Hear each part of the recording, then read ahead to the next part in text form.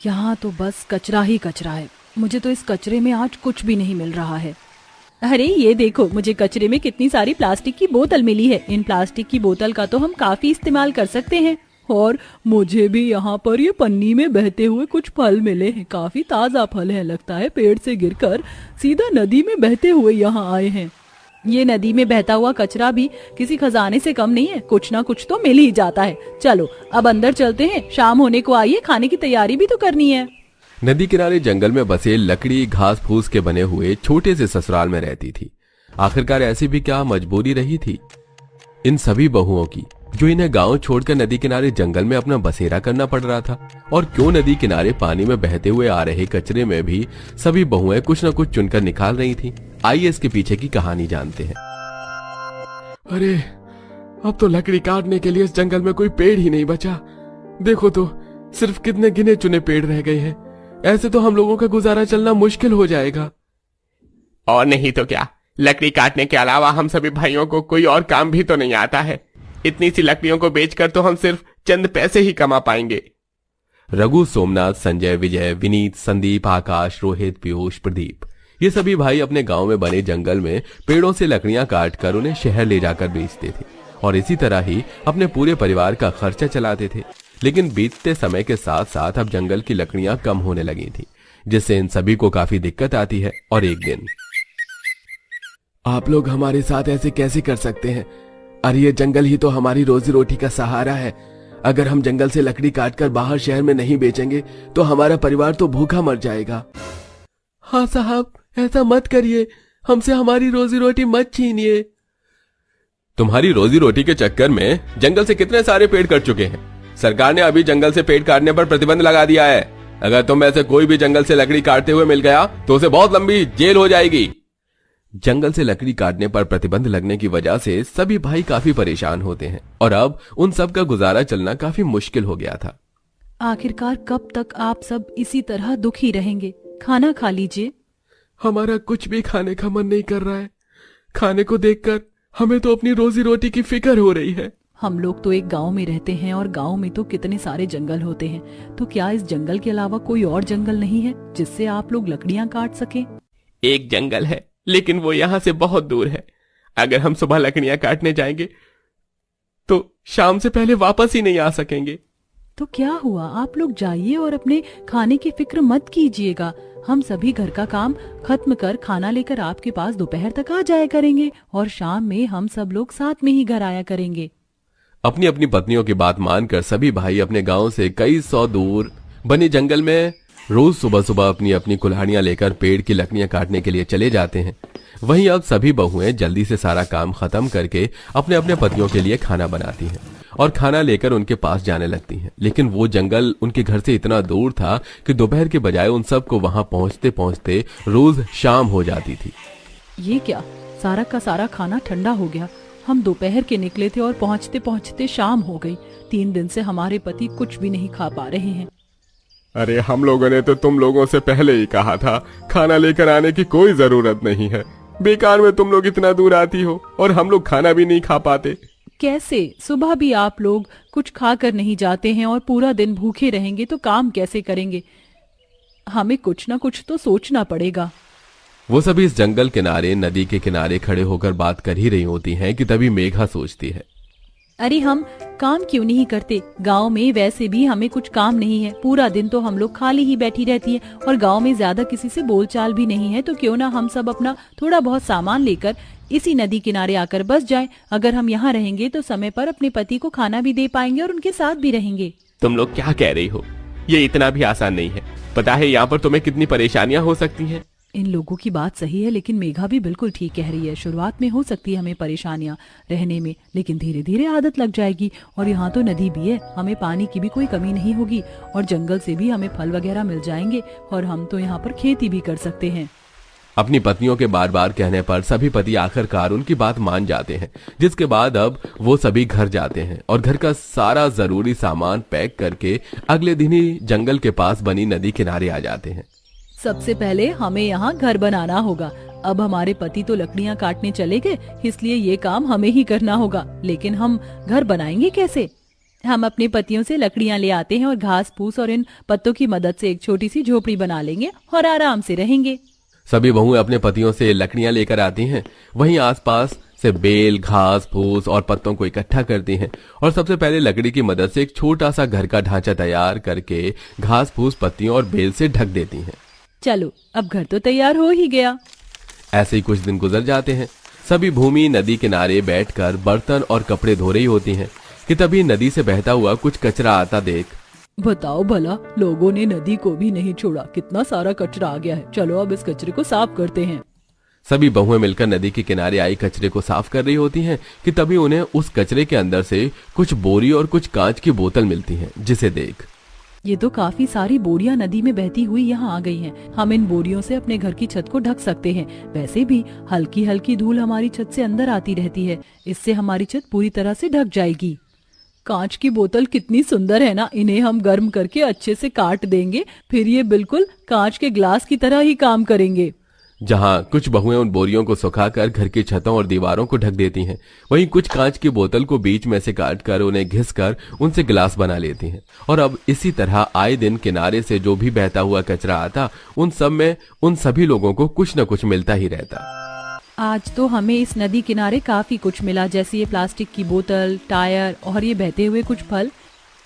लेकिन अब हम इसका इस्तेमाल करेंगे कैसे? चलो फल तो हम खा लेंगे, लेकिन ये प्लास्टिक की बोतल और ये 3 टायर का क्या करेंगे?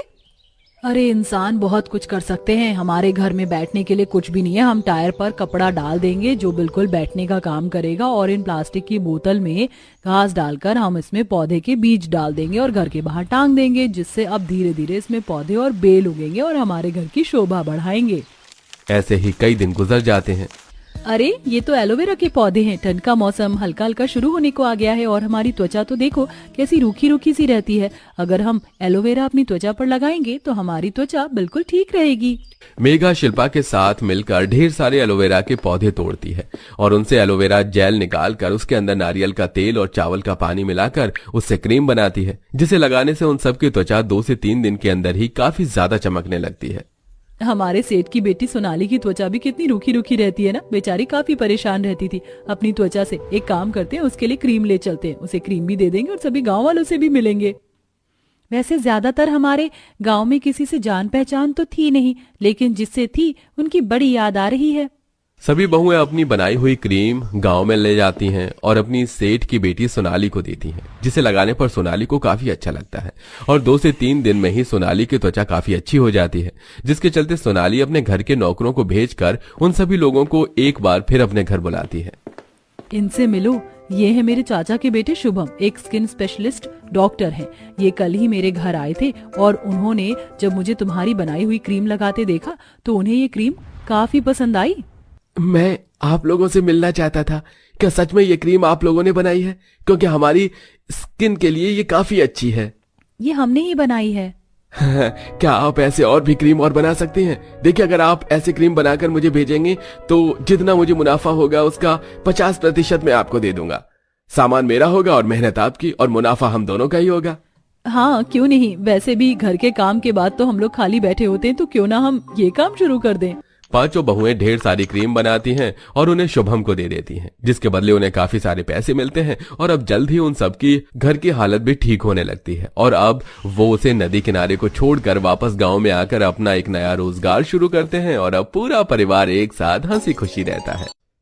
लगता है सर्दियों में इन्होंने कुछ ज्यादा ही घर के काम किए हैं। इनसे घर के थोड़े काम कम करवाया कीजिए। और फिलहाल तो इन्हें बेड रेस्ट की जरूरत है।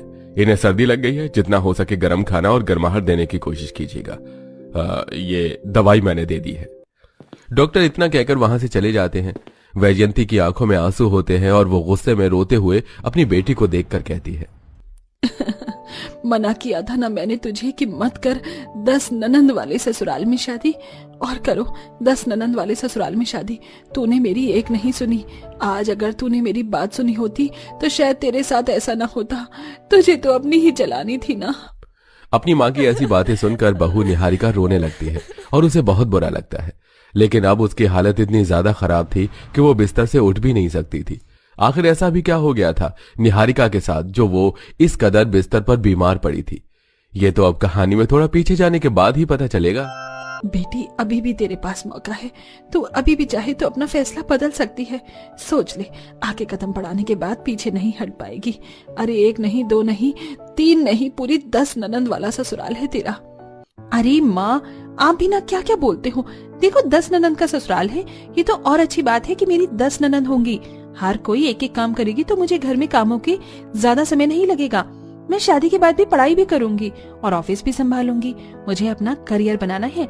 जहाँ इतनी सारी ननंद होंगी वहाँ मेरे घर में काम करने की जरूरत ही नहीं पड़ेगी। अब मैं तुझे कैसे समझाऊं, तू तो मेरी बात ही नहीं सुनना चाहती। जैसे तू ख्वाब देख रही है, ये ख्वाब पूरे होना मुश्किल है बेटी। अब आप चुप हो जाओ माँ। मेरी ननंद आज शगुन लेकर आने ही वाली हैं। अगर उन लोगों ने ये सब सुन लिया तो उन्हें कितना बुरा लगेगा। निहारिका इतना कहती ही है कि तभी उनके घर की घंटी बजती है, जिससे निहारिका को यह समझ आ जाता है कि उसकी नंद शगुन लेकर घर आ गई है। कैसी हो मेरी होने वाली बहू, ये लो शादी से पहले का शगुन। शादी वाले दिन एकदम गुड़िया की तरह तैयार हो जाना। हाँ भाभी, ऐसे तैयार होना कि सबकी नजर आपके ऊपर ही रहे। आपने जो मुझे फोटो भेजी थी, मैंने माँ से वही लहंगा मंगवाया है आपके लिए। ये देखो। शगुन का सारा सामान अपनी पसंद का देखकर निहारिका बहुत खुश होती है। हाय, मैं सदके जावा अपनी ननंद पर। कितनी प्यारी ननंद है मेरी, कितना ख्याल रखती है मेरी पसंद नापसंद का। शादी के बाद ही मेरा बहुत ख्याल रखेगी। माँ भी ना बेकार में उल्टी सीधी बातें सोचती हैं। निहारिका अपने मन में यह सब सोच रही होती है, उधर उसकी नंद उसे देखकर अपने मन में सोचती है, कितनी प्यारी भाभी है हमारी और कितनी भोली भी है। शादी हो जाए बस एक बार, उसके बाद तो घर के कामों में हम सभी को छुट्टी मिल जाएगी। चलो, भाभी के आने के बाद रसोई से छुट्टी तो मिल जाएगी। रोजाना मुझे ही रात को खाना बनाना पड़ता है। भाभी के आने के बाद मुझे किसी के भी कपड़े धोने नहीं पड़ेंगे। भाभी अपने आप कर लेंगी सारे काम। चलो, भाभी के आने के बाद सुबह जल्दी उठने का झंझट भी खत्म हो जाएगा। भाभी खुद ही माँ को चाय बनाकर पिला दिया करेंगी। इस तरह भाभी और नंद के अपने ही अलग अलग ख्याली पुलाव चल रहे थे। बहुत जल्दी निहारिका की शादी हो जाती है और वो शादी करके अपने ससुराल पहुंच जाती है, जहां उसकी 10 नंद उसका बहुत अच्छे से गृह प्रवेश करती है। आ जाओ भाभी जी, आपका बहुत प्यार से इस घर के अंदर स्वागत है।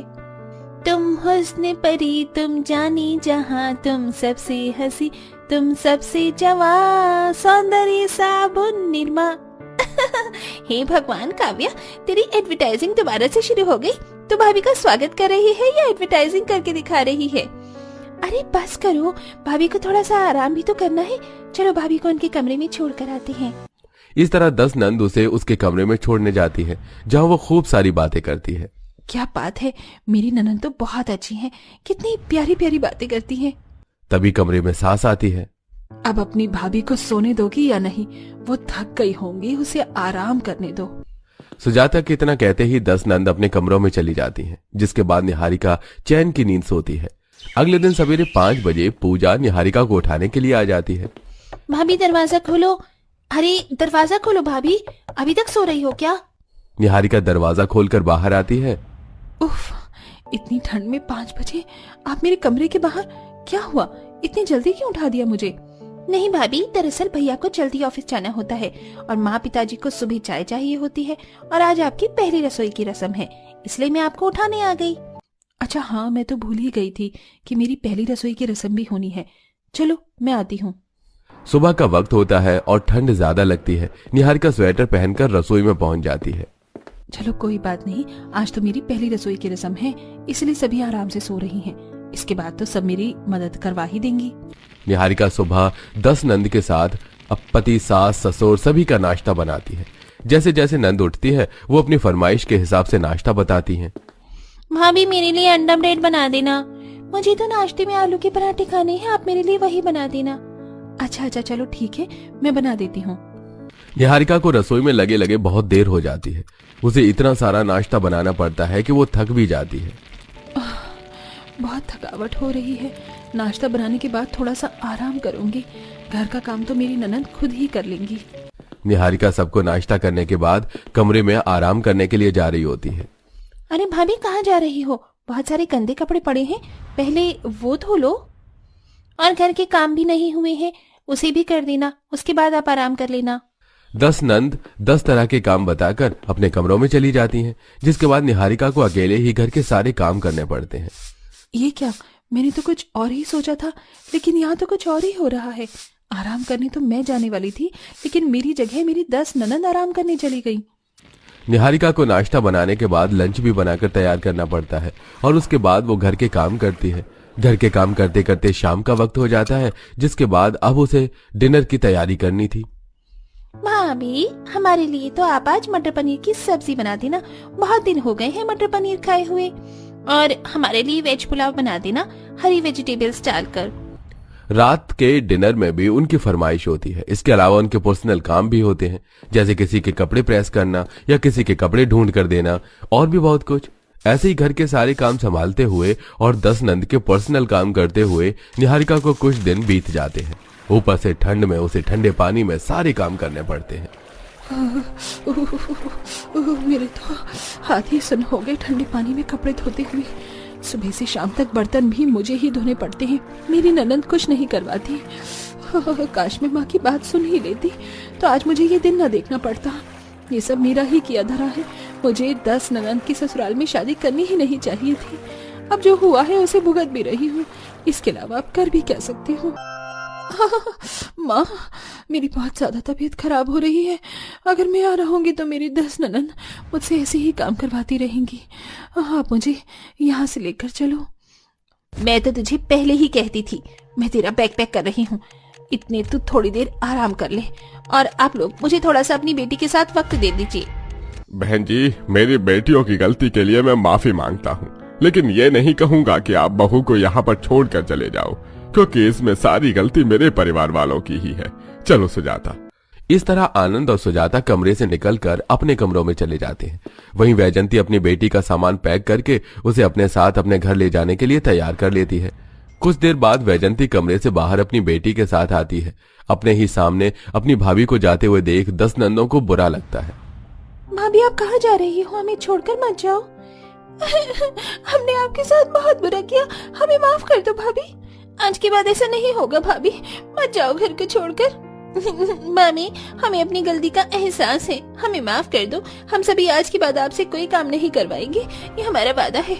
बहुत सारे सपने लेकर आई थी अपने ससुराल में, लेकिन 10 ननंद होने के बावजूद भी मेरे सारे सपने बर्बाद हो गए। अब मैं यहाँ नहीं रह सकती। बहू, तुम जो कर रही हो सही कर रही हो, मैं तुम्हें नहीं रोकूंगी। मेरी बेटियों की गलतियों के लिए यही फैसला सही होगा।